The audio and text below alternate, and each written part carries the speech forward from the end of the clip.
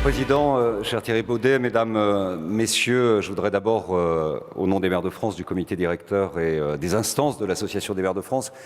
vous remercier chaleureusement pour votre invitation. Il y a quelques mois, nous avons décidé, la Mutualité française et les maires de France, de voir de quelle manière on pouvait écrire un chemin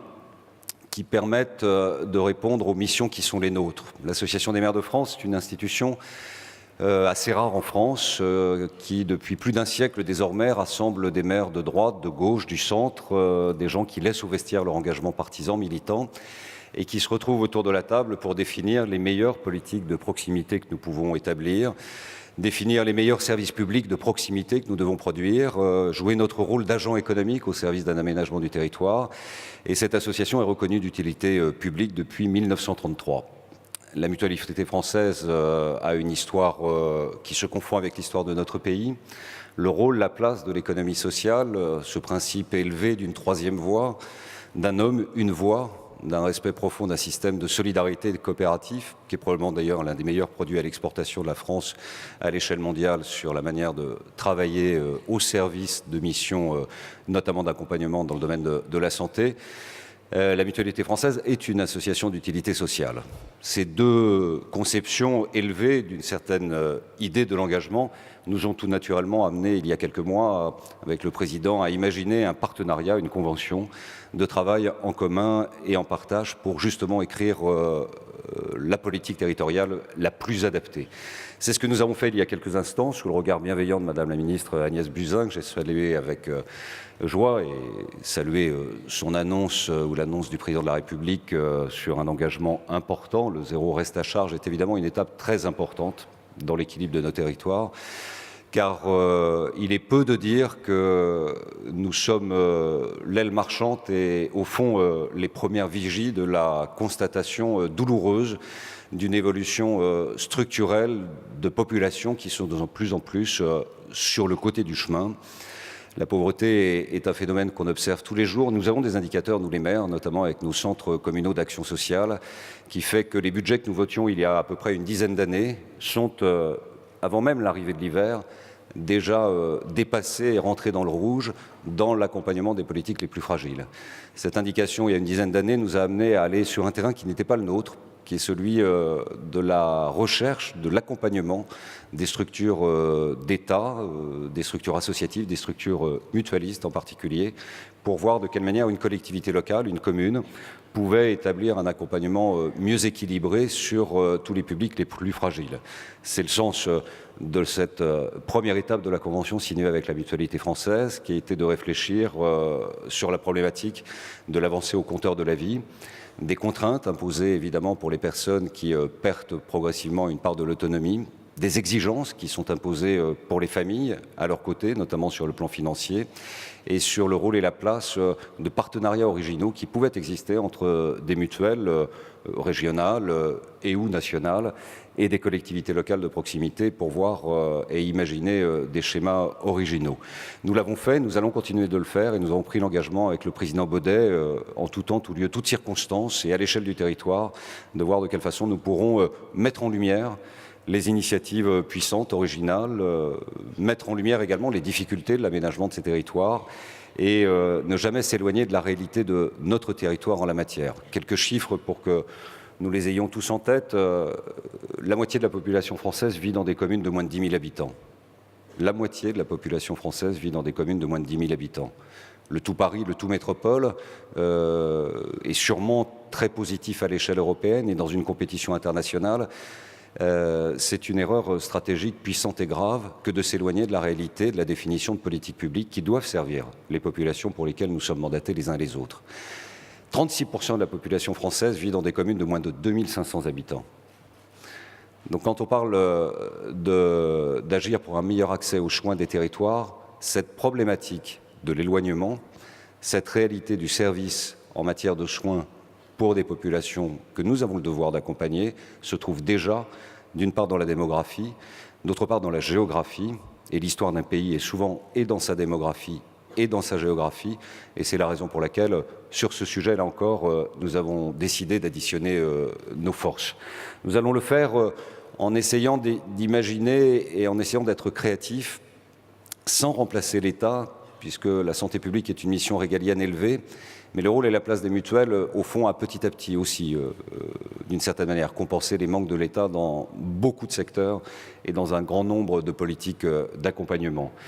Je parlais en aparté avec Madame la ministre Buzyn sur les problématiques que nous avons dans nos territoires, même ceux qui sont structurés en groupements hospitaliers territoriaux, de l'application de la réforme des études de médecine au sein des CHU. Les chiffres sortent aujourd'hui, les CHU sont en difficulté, les centres hospitaliers universitaires ont été conçus et construits, non pas pour produire des médecins dans le bassin d'agglomération et de population le plus important des anciennes régions. Il y en avait 21 avant 2015, il n'y en a plus que 13 aujourd'hui, mais la réforme des études de médecine, couplée à la mise en place de régions qui sont grandes comme des États, et souvent la capitale se retrouve à un point plus éloigné que la traversée de 2 pays membres de l'Union européenne, c'est le cas par exemple du Grand Est, la région qui est la mienne, ont amené la disparition de la présence d'internes dans les territoires qui par ailleurs recouvrent des bassins de population très élevés. Cette réforme qui envoie aujourd'hui des internes dans le meilleur des cas 6 mois et plutôt en début de processus de formation, alors qu'il y a quelques années, on les envoyait 2 ans dans les préfectures de département à la fin du cycle pour que ces médecins, ainsi formés par la collectivité, puissent irriguer de façon vertueuse la totalité des territoires, est aujourd'hui un sujet de réflexion. C'est un sujet qui est au cœur de la question que vous vous posez cet après-midi sur la définition de l'action pour le meilleur accès aux soins dans les territoires. Le nombre des médecins, leur formation, la répartition équitable des internes sur les territoires, le lien très étroit qui doit exister entre le doyen de la faculté de médecine à l'intérieur du centre hospitalier universitaire, l'agence régionale de santé, le cadre global d'application d'équilibre avec les groupements hospitaliers territoriaux fait aujourd'hui partie des politiques publiques prioritaires d'accompagnement, d'équilibre de ce territoire. La perte de l'autonomie, nous l'avons évoqué. La problématique du nombre de médecins, nous l'évoquons également. Nous pouvons imaginer écrire un chemin de partage avec l'ensemble du monde mutualiste et l'ensemble du monde de l'économie sociale, puisque les maires, bien malgré eux, ils ont tant à faire dans un contexte difficile, se trouvent aujourd'hui dans l'obligation d'imaginer financer de manière originale ici des maisons universitaires de santé faisant appel à des internes extérieurs pour compléter la formation universitaire que le centre universitaire hospitalier ne fait plus depuis quelque temps. À un autre endroit, financer des maisons de services au public intégrant la mise à disposition de nombre de mètres carrés payés par le contribuable local pour des médecins ou pour des acteurs paramédicaux qui permettent de rendre des services naturellement. Accélérer naturellement la réflexion autour du développement de la télémédecine. Il est incontestable que la télémédecine est certainement un chemin qui est devant nous. Pour autant, il faudra en la matière avoir une couverture de la fibre et du numérique qui soit globale à l'échelle du territoire. Le rendez-vous 2023 est trop éloigné par rapport aux chiffres qui sont également devant nous. D'ici 5 ans, dans certaines régions, il y aura une perte de 30% de médecins. 30% de médecins sur toute la partie nord du pays. C'est moins vrai évidemment au sud de la Loire, c'est probablement moins vrai ici à Mapelier. Je sais qu'il y a d'excellents juristes, il y a certainement également d'excellents médecins, mais dès que vous allez au nord de la Loire, vous avez des difficultés. 30% quand même de médecins en moins dans les 5 années qui viennent, c'est un sujet de réflexion pour ceux qui sont en responsabilité locale et naturellement nationale. Ces financements originaux, complexes, qui ne font pas partie de la clause d'exercice de compétences générales voulue par le législateur et conférée aux maires dans l'exercice de la responsabilité à la tête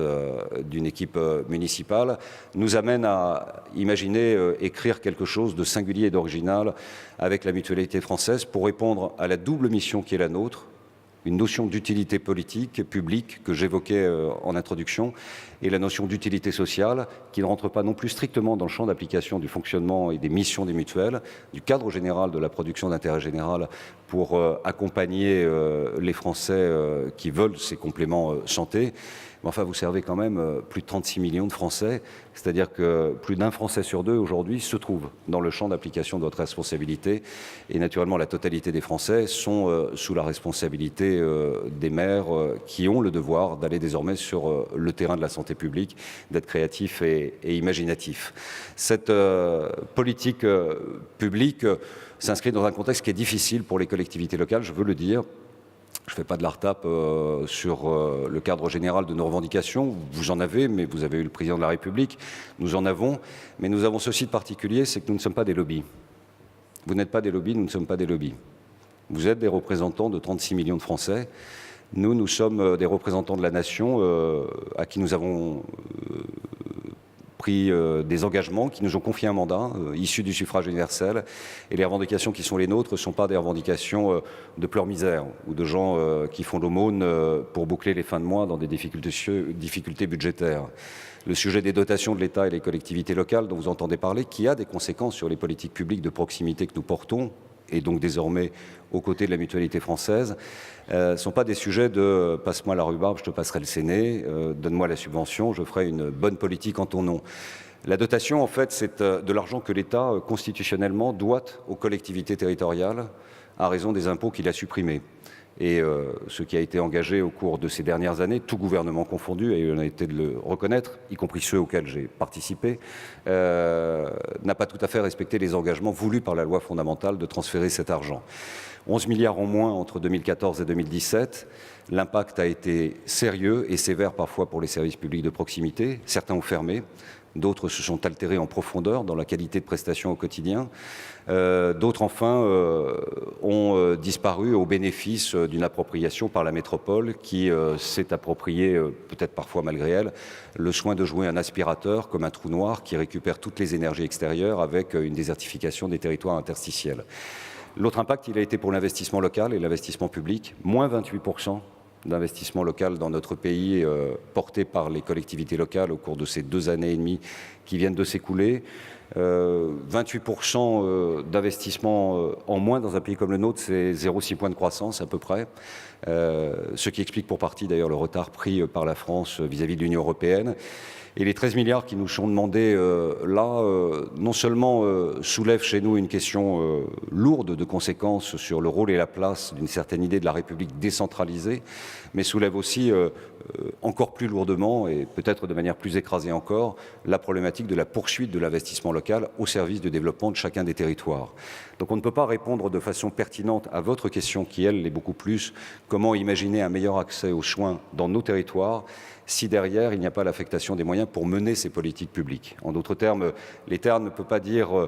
en trouvant des gens de bonne volonté, vous allez nous aider, nous accompagner pour compléter le dispositif d'offre de soins dans tous les territoires, que ce soit une préfecture de 50 000 habitants, que ce soit une préfecture de 6 000 habitants, que ce soit les anciens chefs-lieux de canton qui sont irrigués par des voies de communication à peu près pertinentes un peu dans tout le pays, c'est le propre d'un pays moderne et développé, et de l'autre, resserrer la totalité des moyens qui fait qu'il y aura assez peu d'investissement. Là encore, il faut partager nos expériences et là encore, il faut porter des messages en commun. Nous souhaitons, de ce point de vue, non pas porter les revendications légitimes des 36 millions de mutualistes qui sont à la mutualité française, mais nous souhaitons en revanche que tout le monde soit conscient d'être dans des territoires qui souffrent et qui, s'ils doivent participer à l'assainissement des finances publiques de notre pays, ne doivent pas s'éloigner d'une réalité, c'est-à-dire la part de responsabilité des collectivités locales dans la situation de la dette de notre pays, car c'est ça le point de départ, sur les 2200 milliards qui étouffent notre économie et qui ont des impacts, y compris sur le rôle et la place des amortisseurs sociaux dans notre pays, y compris sur les choix effectués par les Français lorsque, par exemple, ils sacrifient un peu de leur santé pour pouvoir prioriser sur d'autres axes de structure de consommation. Eh bien, cette responsabilité, elle est à 80% pour l'État. 80% de la responsabilité de la dette est sous l'autorité de l'État au cours de ces 40 ou 50 dernières années qui viennent de s'écouler. 10% seulement, on ne le sait que trop peu parce qu'on vit sur des idées reçues, et de la responsabilité de la sécurité sociale. Et enfin 9,5% des collectivités locales, ce qui est assez normal d'ailleurs parce qu'un maire, on ne le dit pas assez, il ne peut pas emprunter de l'argent pour financer le fonctionnement. L'État, il emprunte 20% de son argent pour financer les retraites. Et vous le savez mieux que quiconque, il emprunte 25% de son argent, c'est-à-dire celui du contribuable, pour financer les boîtes de médicaments qu'on consomme au quotidien et qui fait que le trou de la sécurité sociale est devenu presque une image d'Épinal dans la structuration du paysage français. Un maire ne peut pas le faire. Il a une règle d'or, il n'a pas le droit. Une collectivité locale n'a pas le droit. Et si elle le fait, elle passe sous le contrôle de l'autorité du préfet parce que c'est dans le cadre des comités d'alerte qui fait que cette responsabilité ne nous est pas octroyée. 9,5% pour les collectivités territoriales et pour les communes et les intercos, moins de 4,5% de responsabilité dans la dette. Or, ce sont les communes et les intercos qui produisent 60% de l'investissement national, puisque l'État ne fait plus que 9 milliards sur les 55 milliards portés au niveau national chaque année. Voilà la réalité du sujet. Donc nous allons écrire cette nouvelle page, Monsieur le Président, ensemble avec vos équipes. Nous allons écrire avec beaucoup de ferveur et beaucoup d'engagement et beaucoup de passion, beaucoup de bonheur, parce qu'au fond, votre histoire, que je connais un peu, si vous me le permettez, dans un clin d'œil complice, et vous comprendrez cette permanence et cette référence aux années 70 et 80 qui ont bercé mon enfance, ce milieu de l'économie sociale qui est si beau, si généreux, si altruiste et si fécond de valeurs humaines et de solidarité, d'une certaine manière, c'est ce que nous faisons au quotidien. Au fond, l'économie sociale, c'est le matin, le midi et le soir de tous les maires de France et de tous les élus de France, qui sont la plupart du temps des bénévoles, sincères dans leur engagement, ouverts aux autres, soucieux tout simplement de rendre service et de faire en sorte que, justement, le lendemain soit un petit peu meilleur que le jour qui précède. C'était donc tout naturel que la Mutualité française et l'Association des maires de France se prennent la main. C'était tout naturel qu'ils écrivent ensemble un partage d'invitations, d'expériences, de connaissances, de compétences également. Nous puisons beaucoup à la lumière de votre immense compétence et de toutes vos équipes dans toutes les régions de France et dans tous les départements.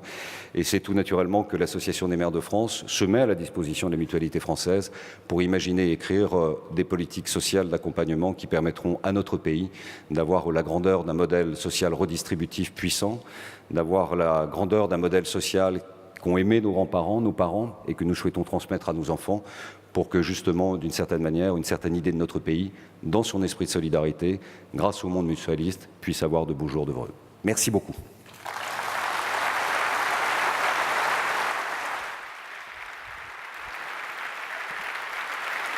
François Baroin, le président de l'Association des maires de France.